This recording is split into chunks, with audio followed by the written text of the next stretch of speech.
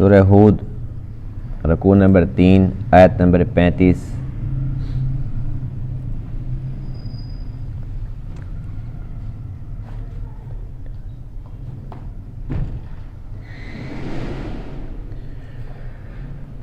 اعوذ باللہ من الشیطان الرجیم،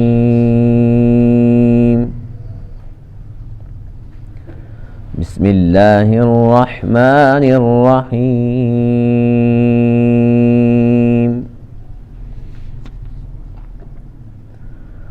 وَأُوحِيَ إِلَى نُوحٍ أَنَّهُ لَن يُؤْمِنَ مِن قَوْمِكَ إِلَّا مَن قَدْ آمَنَ فَلَا تَبْتَئِسْ بِمَا كَانُوا يَفْعَلُونَ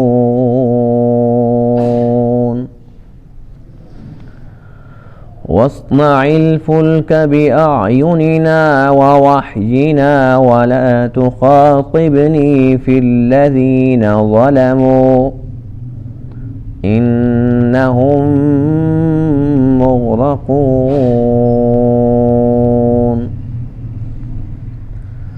وَيَصْنَعُ الْفُلْكَ وَكُلَّمَا مَرَّ عَلَيْهِ مَلَأٌ مِّن قَوْمِهِ سَخِرُوا مِنْهُ قَالَ إِن تَسْخَرُوا مِنَّا فَإِنَّا نَسْخَرُ مِنكُمْ كَمَا تَسْخَرُونَ فَسَوْفَ تَعْلَمُونَ مَن يَأْتِيهِ عَذَابٌ يُخْزِيهِ وَيَحِلُّ عَلَيْهِ عَذَابٌ مُقِيمٌ۔ صدق اللہ العظیم۔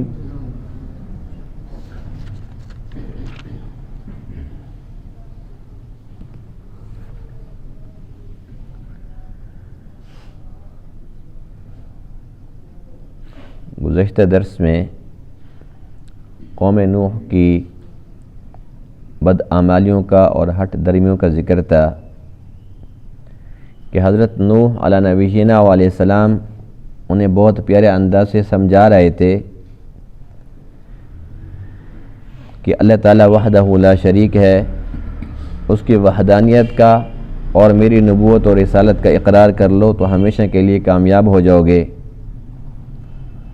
اور آپ نے یہ بھی ارشاد فرمایا کہ میں جو کچھ تمہاری خیر خواہی کر رہا ہوں، تمہیں نصیحت کر رہا ہوں، اس پر تم سے کوئی معاوضہ بھی طلب نہیں کرتا، صرف اور صرف اللہ کی رضا مقصود ہے۔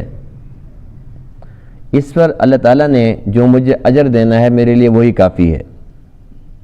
لیکن وہ بڑے ڈھیٹ تھے، ہٹ درمی کا مظاہرہ کرنے لگے اور کہنے لگے اے نوح بار بار ہمیں ڈراتا ہے، اگر میری بات نہ مانی تو اللہ کا عذاب آ جائے گا، اللہ کا عذاب آ جائے گا۔ کہنے لگے فَأْتِنَا بِمَا تَعِدُنَا إِن كُنْتَ مِنَ الصَّادِقِينَ، اگر واقعی تو سچا ہے تو بس پھر جس عذاب سے ہمیں ہر روز ڈراتا ہے آج لے آ۔ حضرت نوح علیہ السلام نے ارشاد فرمایا کہ اگر تم اللہ سے اللہ کا عذاب ہی طلب کرتے ہو تو اللہ تعالیٰ قادر ہے، وہ عذاب بھی دے سکتا ہے۔ اور اگر تم یہ سمجھتے ہو کہ جب اللہ کا عذاب آئے گا تو ہم بھاگ جائیں گے، اللہ کے عذاب سے کوئی انسان نہیں بھاگ سکتا۔ اس لیے اب بھی وقت ہے، میری نصیحت سے تم فائدہ اٹھا لو۔ آپ نے سمجھایا، اتنا سمجھایا، حق ادا فرما دی، یہاں تک کہ پھر اللہ تعالیٰ کی طرف سے وحی اترتی ہے جس کا ذکر آج کے درس میں ہے۔ اللہ نے فرمایا کہ اے نوح آپ نے پوری محنت کی ہے، حق ادا کر دیا، 950 سال تبلیغ فرمائی ہے۔ ان کی بدنصیبی تھی کہ انہیں آپ کی بات سمجھ نہ آ سکی۔ اب معاملہ یہ ہے کہ جو لوگ آپ کی قوم میں سے ایمان لا چکے ہیں سو لا چکے ہیں، جو لوگ باقی ہیں ان میں سے کوئی اور ایک بھی ایسا نہیں ہے جو ایمان قبول کر لے۔ اور اب ان کے ساتھ وہی کچھ ہونے والا ہے جس کا یہ مطالبہ کر رہے تھے. یہ اللہ سے اللہ کا عذاب مانگ رہے تھے، تو اللہ نے حکم دیا کہ اے نوح کشتی بناؤ، کشتی بناؤ، ہمارے حکم کے مطابق بناؤ، جیسے جیسے ہم حکم دیں ایسے کشتی بناتے چلے جاؤ. بس اس کے بعد پھر ہمارا امر آئے گا، ہمارا حکم آئے گا، جو لوگ آپ کے ساتھی ہیں، آپ کے ساتھ کشتی میں سوار ہوں گے، صرف اور صرف وہی بچیں گے، باقی سب کے سب تباہ و برباد ہو جائیں گے. حضرت نوح علیہ السلام کو ایک تو یہ بات سمجھ آ گئی کہ جب اللہ نے خود فرما دیا کہ اب اور کوئی ایمان لانے والا نہیں ہے، تب آپ نے بد دعا بھی فرمائی کہ اے اللہ ایسا نہ ہو کہ جو میرے پاس موجود ہیں ان میں سے نہ کوئی پھسل جائیں، ان کو نہ لوگ یہ ورغلا لیں، بس اگر اور نئے نہیں آتے تو کم سے کم یہ تو میرے پاس محفوظ رہیں، اے اللہ باقی سب کافروں کو ختم کر دے. نوح علیہ السلام نے اللہ کے حکم سے کشتی بنانا شروع کی.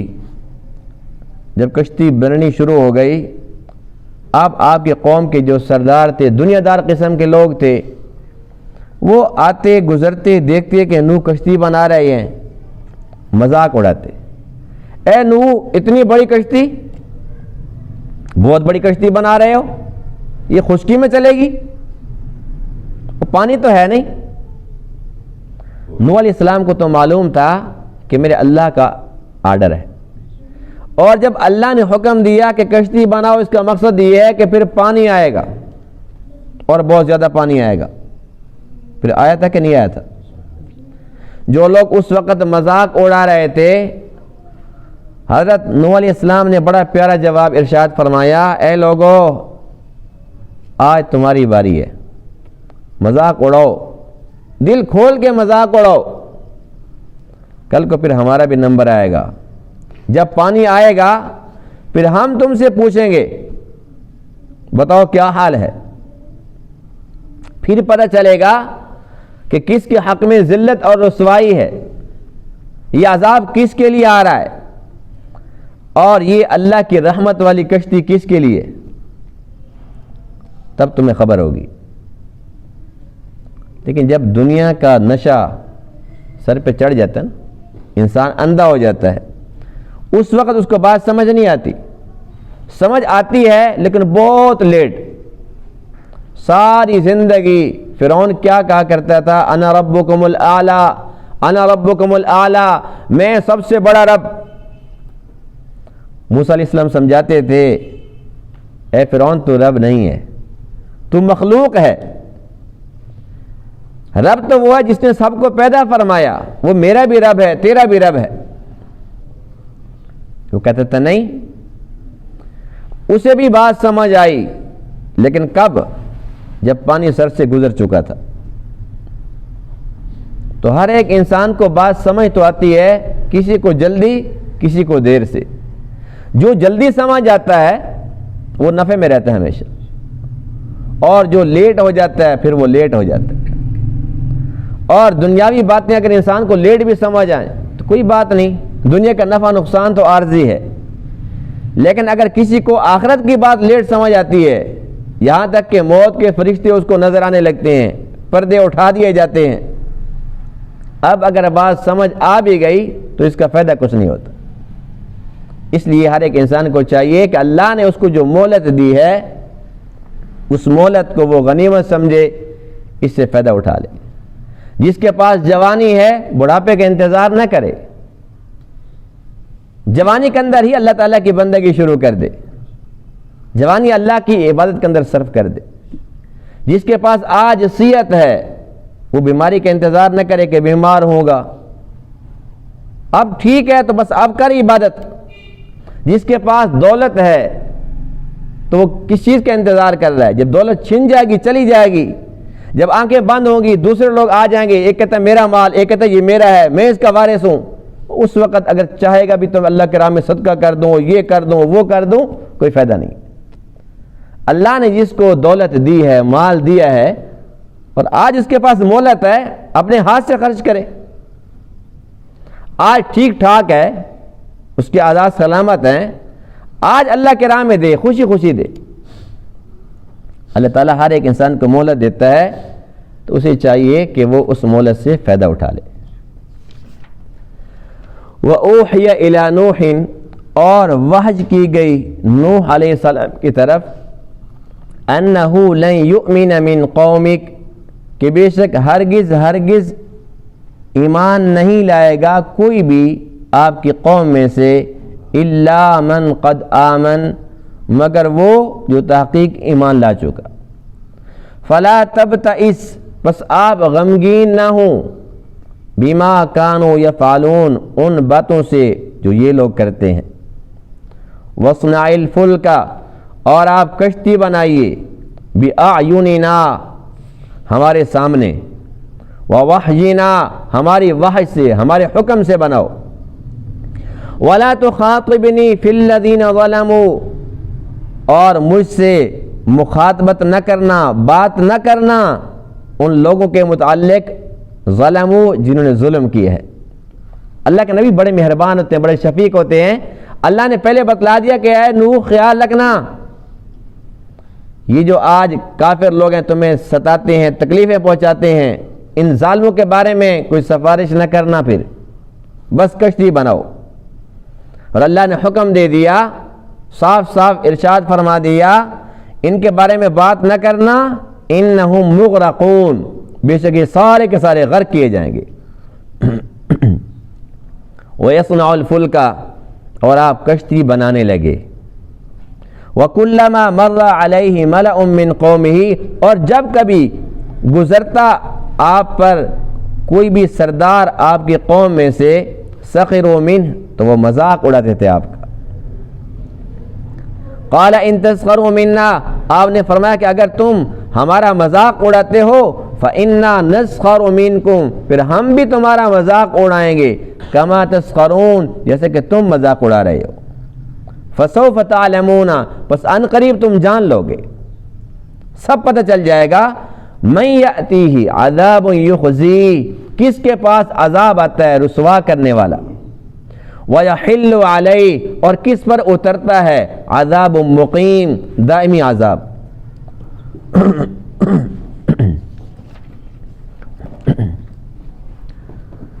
حضرت نوح علیہ السلام کی تبلیغ مشہور تبلیغ ہے، اور ہر ایک مبلغ آپ کا ذکر خیر کرتا ہے، اور ہر ایک کو یہ بات ازبر یاد ہے کہ نوح علیہ السلام نے 950 سال تبلیغ فرمائی۔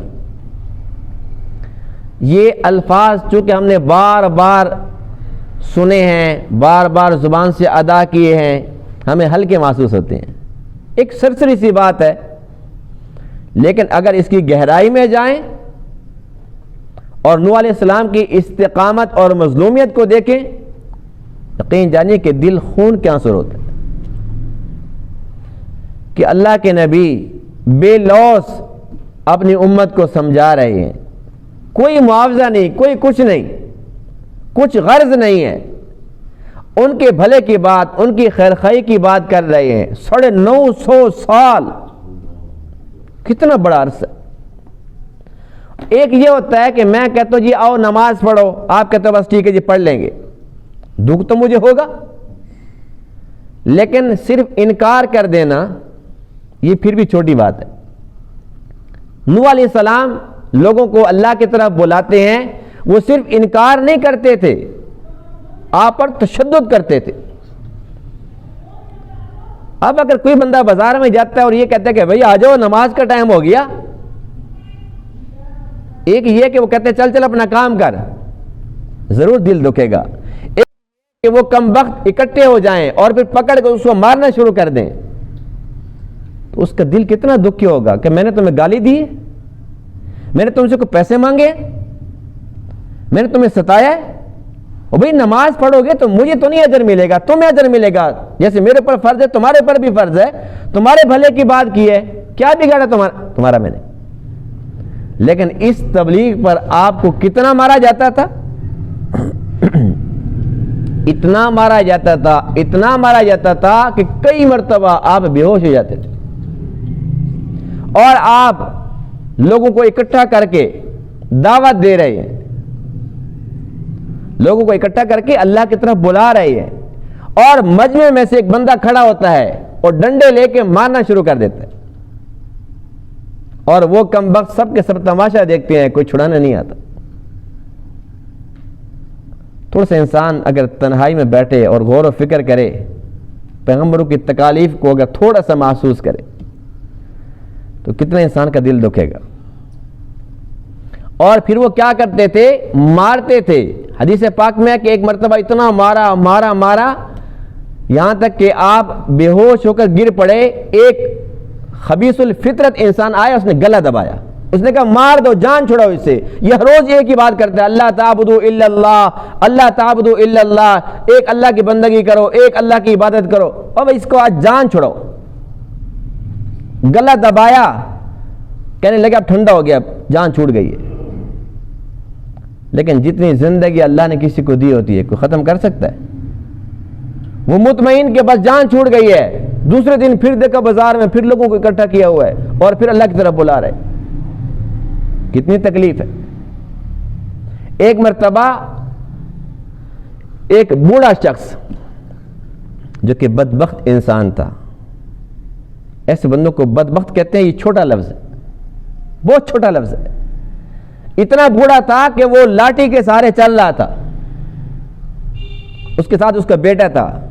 نوح علیہ السلام وہاں سے گزر رہے تھے، کہنے لگا اے بیٹے نوح سے بچنا، اس کی باتوں میں نہ آنا، میٹھی میٹھی باتیں کرتا ہے، پھنسا لے گا، اس کی باتوں میں نہ آنا۔ اس نے کہا ابا جی اس کی باتوں میں کیسے آؤں گا، ڈنڈا دکھا ذرا۔ وہی ڈنڈا لے کے اور سر میں مارا اور آپ لہو لہان ہو گئے، بے ہوش ہو گئے۔ سر پہ اتنا گہرا زخم آیا، آپ بے ہوش ہو کے گر پڑے۔ کسی نے اٹھایا نہیں ہے، کسی نے پوچھا نہیں ہے، اتنے ظالم لوگ تھے۔ اس کے بعد پھر جب آپ کو ہوش آیا، پھر اس وقت بھی آپ نے بد دعا نہیں کی۔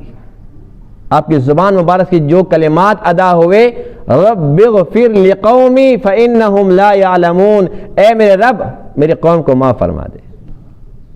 یہ جانتے نہیں بیچارے، انہیں معلوم نہیں ہے کہ میں اللہ کا نبی ہوں۔ اتنی تکالیف آپ نے برداشت فرمائی، اور ایک دو دن نہیں، 950 سال، لیکن پھر بھی کبھی زبان سے بد دعا نہیں نکلی۔ جب اللہ کی طرف سے یہ آیات اتری جو آج کے درس کے اندر ہم پڑھ رہے ہیں، اللہ نے سنا دیا حکم کہ بس اے نوح اب جو تیرے پاس آ چکے ہیں وہ 80 ہیں یا 82 ہیں، بعض نے تعداد 72 لکھی ہے، 72 کیا 82 کر دو، 80 82 950 سال میں اللہ نے فرمایا کہ اے نوح بس اتنے ہی ہیں اور کوئی نہیں آتا۔ اس کے بعد پھر آپ نے بد دعا کی۔ جب آپ کو یقین کامل ہو گیا کہ جب اللہ کی بات ہے اب کسی اور نے تو آنا نہیں ہے، تب آپ نے بد دعا کی، رب لا تذر علی الارض من الکافرین دیارا، اے میرے رب اب زمین پر کسی کافر کو چلتا پھرتا نہ چھوڑ۔ انک ان تذرہم، اگر تو نے چھوڑ دیا، یضلوا عبادک، وہ تیرے بندوں کو گمراہ کریں گے، یہ جو میرے پاس ہے میری جمع پونجی ہے ان کو ورگلائیں گے۔ ولا یلدوا الا فاجرا کفارا، جو تو نے بتلا دیا کہ کسی اور نے نہیں آنا، تو ان کے جو بچے ہیں جو ان کی نسلیں ہیں وہ بھی تو پھر کافر ہی ہوں گی، ختم کر ان کو۔ اللہ نے حکم دیا وَاصْنَعِ الْفُلْكَ بِأَعْيُنِنَا وَوَحْيِنَا، بس کشتی بناؤ ہمارے سامنے اور ہمارے حکم سے کشتی بناؤ۔ اب یہ بھی تو ایک حکم، بس یہ نوح علیہ السلام نے کشتی بنائی، چھوٹا سا لفظ ہے نا، منہ سے نکال دیا، نوح علیہ السلام نے کشتی بنائی، لیکن کشتی ایسے بن جاتی ہے؟ آج کے دور کے اندر جدید مشینری ہے، اس کے باوجود کئی مہینے لگ جاتے ہیں ایک کشتی کو بنانے میں، اور جو کشتی نوح علیہ السلام نے بنائی تھی آج اس کشتی کو بنانے کے لیے کئی سال لگیں گے اب بھی۔ وہ پتہ کتنی بڑی کشتی تھی؟ 525 فٹ لمبی۔ یہ ہماری مسجد پتہ کتنی بڑی ہے؟ پتہ ہے؟ صرف 60 فٹ، ایسے نہیں، 60 فٹ۔ اتنی بڑی مسجد ہے ہماری، یہ 60 فٹ ہے، 525 فٹ اب خود اندازہ لگاؤ کہ وہ اگر یہاں پر ہوتی تو وہ کہاں تک جاتی. اور اس کی جو چوڑائی تھی، یہ تو لمبائی ہے نا، اس کی جو چوڑائی تھی وہ تھی 88 فٹ. چوڑی کتنی تھی؟ اور اس کے بعد اس کی اونچائی کتنی تھی؟ 52.5 فٹ. کتنی جی؟ 52.5 فٹ. اب ہم کہتے ہیں ہماری مسجد ماشاءاللہ بہت اونچی ہے، 3 منزلہ جی، بہت اونچی چلی گئی ہے، بہت اونچی چلی گئی. اب اس کشتی کو دیکھو کہ وہ کتنی بڑی تھی، اور وہاں پر 100 بندہ بنانے والا نہیں ہے. اللہ نے حکم دیا نوح کو وَاصْنَعِ الْفُلْكَ، آپ خود بناؤ. اتنی بڑی کشتی کو بنانا ایک بندے نے آسان کام ہے کیا؟ وہ 2 دن کے اندر بن گئی؟ مختلف روایات ہیں، بعض میں 30 سال کا ذکر ہے، بعض میں 100 سال لگے. 100 سال اللہ نے حکم دیا فلاں لکڑی ہو، اس کے پھٹے بناؤ، ان کو خشک کرو، اس کے بعد 3 منزلہ کشتی بناؤ، کیونکہ جو نیچے والی منزل ہے وہاں پر جانور ہوں گے، اس سے اوپر پھر انسان ہوں گے، اس سے اوپر پھر وہاں پر پرندے ہوں گے، اور اس کے اوپر پھر چھت ہو. یہ اللہ کا امر تھا نا، اس لیے کہ نیچے سے پانی نہیں آنا تھا زمین سے، اوپر سے بارش نہیں شروع ہونا تھا جو رکنے کا نام نہیں لے رہی. اللہ کا عذاب جو تھا اوپر سے بند کرو. جسے کسی باہری بیڑے ہوتے ہیں نا، وہ کشتی نہیں تھی، باہری بیڑا تھا، وہ اتنا بڑا باہری بیڑا. نوح علیہ السلام نے یہ بھی عرض نہیں کہ اللہ میں کیسے بناؤں، اللہ میں تو اکیلا ہوں، اللہ کا حکم ہے تو شروع ہو گیا. اتنا مشکل کام. اب وہ 100 سال لگے یا 30 سال لگے، جتنا بھی عرصہ لگا، اس عرصے کے اندر اتنی بڑی چونکہ کشتی تھی، لوگ تو مذاق اڑاتے تھے، وہ تو کافر تھے نا. اے نوح اتنی بڑی کشتی بنا دی، اور بھی خشکی پہ چلے گی، اور 3 منزلہ بنا دی، اتنی اونچی کر دی، اتنی لمبی بنا دی، اور اس پہ کون سواری کرے گا؟ خیر تو ہے، دماغ ٹھیک ہے، 100 باتیں کرتے تھے. آپ نے ارشاد فرمایا کوئی بات نہیں، تم مذاق اڑا لو، جب پانی آئے گا پھر ہم بھی تم سے پوچھ لیں گے. ہاں بھی کشتی تھی، پانی بھی آ گیا، اب تم کیسے بچو گے؟ تو کافروں کا یہ طرز عمل رہا ہے ہمیشہ سے، اللہ کے نبیوں کا، شاعر اسلام کا مذاق اڑاتے. قرآن مقدس میں ہے صحابہ کرام کے بارے میں کہ جو کافر لوگ تھے نا، جب ان کے پاس سے گزرتے تھے، وَإِذَا مَرُّوا بِهِمْ يَتَغَامَزُونَ، غمز کہتے ہیں آنکھ کے اشارے کو، یعنی کہ جب وہ کافر گزرتے تھے نا، صحابہ کرام بیٹھے ہوئے ہیں، تو وہ غمز کرتے تھے، آنکھوں کے ساتھ اشارے کرتے تھے، آنکھوں میں باتیں کرتے تھے. اب جب ہم 2 بندے بیٹھ کر آنکھوں میں باتیں کرتے ہیں نا، اور ہمارا مزاج ملتا ہے، ہمیں سب پتہ ہے کہ ہم نے کیا کہا، جس کے بارے میں ہم نے بات کی اس کو تو نہیں پتا اس نے کیا بات کی ہے. لیکن یہاں پر جن کے خلاف اس قسم کی حرکتیں ہو رہی ہیں وہ اللہ کے محبوب ہیں، وہ صحابہ کرام ہیں جو اللہ کو بہت زیادہ پسند ہیں. پھر اللہ نے فرمایا کہ یہ آنکھ کا اشارہ کیا ہے. اللہ نے اپنے نبی کو بتلایا، اے میرے محبوب، یہ جو آنکھ کے ساتھ اشارے کر رہے ہیں ان کا مقصد یہ ہے کہ یہ کہتے ہیں ہمیں جنت ملے گی، جنت کی حوریں ملیں گی، ان کی شکلیں دیکھو، کھانے کے لیے کچھ نہیں ہے، گھر نہیں ہے، ان کے پلے ککھ نہیں ہے، باتیں سنو ان کی، یہ حوروں کے شوہر بیٹھے ہوئے ہیں، حوروں کو دلہے بیٹھے ہوئے ہیں، ان کی شکلیں دیکھو. یہ اللہ نے بتلائی. اور جو وہ مذاق اڑا رہے تھے، یقینی بات ہے کہ جن کا مذاق اڑایا وہ تو واقعتاً جنتی تھے، انہیں تو واقعی حوریں ملنی تھی، وہ تو واقعی حوروں کے شہزادے تھے، دولہے تھے. لیکن وہ جو کافر مذاق اڑانے والے تھے، جب ان کا سامنا ہوگا قیامت کے دن، آج وہ بھی تو پھر جواب دیں گے نا، اور تمہارا کیا حال ہے، ہماری تو یہ جنت ہے، تم کہاں جا رہے جہنم میں، آیا مزہ، ہمارے نبی کی بات نہیں مانی تھی، بھگتو اب. اس وقت ان کے پاس کوئی جواب ہوگا؟ تو کافر لوگ مذاق اڑاتے ہیں. مذاق اڑانا کسی کا بھی گناہ کبیرہ ہے، اس سے دل آزاری ہوتی ہے، دل آزاری کے دروازے کھلتے ہیں، اس سے کینے پیدا ہوتے ہیں، بغض پیدا ہوتا ہے، دلوں کی محبتیں ختم ہوتی چلی جاتی. اللہ نے منع کر دیا یا ایھا الذین آمنوا لا یسخر قوم من قوم عسى ان یکونوا خیرا منہم، اے ایمان والو کوئی قوم، کوئی جماعت، کوئی فرد کسی کا مذاق نہ اڑائے، ہو سکتا ہے کہ جن کا تم مذاق اڑا رہے ہو وہ تم سے بہت بہتر ہو۔ ولا نساء من نساء، عورتوں میں یہ عادت ذرا زیادہ ہوتی ہے، ایک دوسرے کا مذاق اڑاتی ہیں، اور شادی میں فلاں کو دیکھا تھا، کپڑے دیکھے تھے اس کا میک اپ دیکھا تھا، اس کی لپسٹک دیکھی تھی، ان کے مذاق اڑاتی ہیں نا، ان کی عادت ہے۔ اللہ نے ان کا الگ ذکر فرمایا، عورتوں کو بھی پابند کر دیا، کسی عورت کو اجازت نہیں ہے کہ وہ کسی کا مذاق اڑائے۔ عسى ان یکن خیرا منہن، ہو سکتا ہے کہ جن کا مذاق اڑا رہی ہیں اللہ کے ہاں ان کا بہت مقام ہو، اللہ کے ان کا بڑا رتبہ ہو۔ تو کسی کا مذاق اڑانا گناہ کبیرہ ہے۔ اب نوح علیہ السلام کا مذاق اڑانے والے کون؟ کافر۔ اور اللہ کے پاک محبوب علیہ السلام کا مذاق اڑانے والے کون؟ کافر۔ صحابہ کرام کا مذاق اڑانے والے کون ہے؟ کافر۔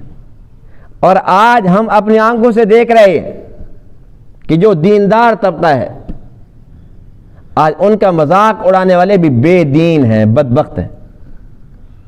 جو یہودی اور دجالی میڈیا سے متاثر ہیں، وہ دیکھو داڑھی والا، دیکھو داڑھی تو ہمارے نبی کی سنت ہے، ہر نبی کی سنت ہے، اللہ کو پسند ہے۔ اللہ کو پسند نہ ہوتی اللہ اپنے محبوب کے چہرے پہ نہ سجاتا۔ تمام مخلوق میں سب سے اعلیٰ اور عرفہ ہمارے پیارے نبی ہیں یا نہیں ہے؟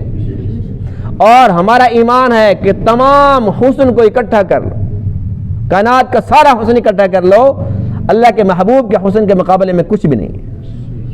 سب سے حسین و جمیل ہمارے پیارے نبی کا چہرہ ہے، اور اس پر داڑھی ہے کہ نہیں ہے؟ آج جو لوگ داڑھی کا مذاق اڑا رہے، یہ یوں سمجھ لو کہ ان کا کنیکشن انہی لوگوں کے ساتھ ہے، انہی بدبختوں کے ساتھ ہے۔ ایک انسان داڑھی نہیں رکھتا، گناہ ہے، لیکن ایک مذاق اڑاتا ہے، کسی کے داڑھی کے اوپر مذاق اڑا دیا۔ اور آج کل کچھ بدبخت ہیں جو اس کے اندر نا مختلف ڈیزائن بناتے ہیں، کتنی لانتی شکل بنتی ہے ان کی، کتنا منحوس چہرہ بنتا ہے ان کا۔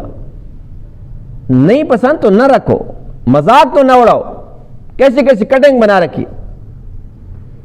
تو یہ داڑھی کی توہین ہے، داڑھی نہ رکھنا گناہ ہے، توہین کرنا کفر ہے۔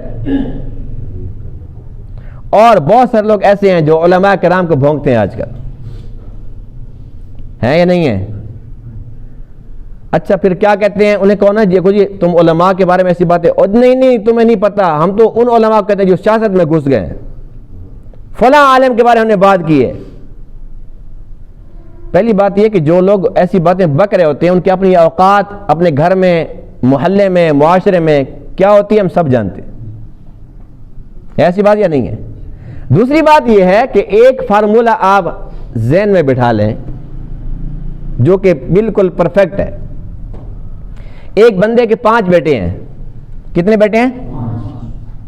5 بیٹے ہیں، 5 میں سے 3 بڑے نیک، متقی، پارسا، تہجد گزار، 2 جوا کھیلتے ہیں، شرابی ہیں۔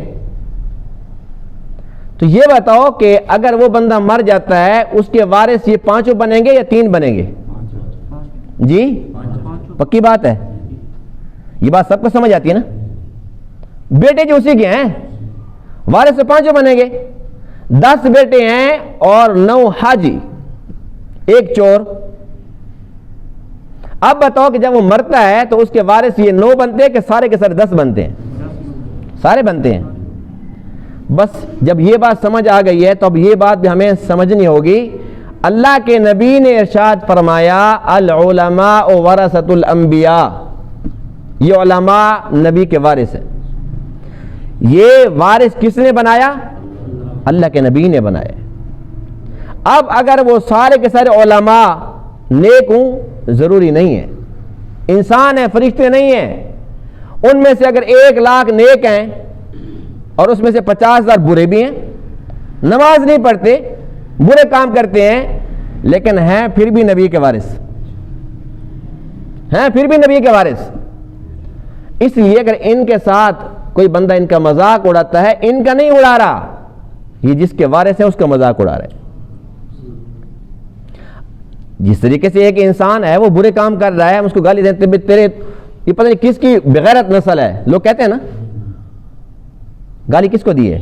ماں باپ کو گالی دی ہے، ان کا تو کوئی قصور بھی نہیں ہے بیچاروں کا. کہ نہیں جی میں نے اس کو کہا تھا، 1000 دفعہ وہ کہتا رہے لیکن نہیں اس کو نہیں کہا، اس نے اس کے ماں باپ کو نشانہ بنایا.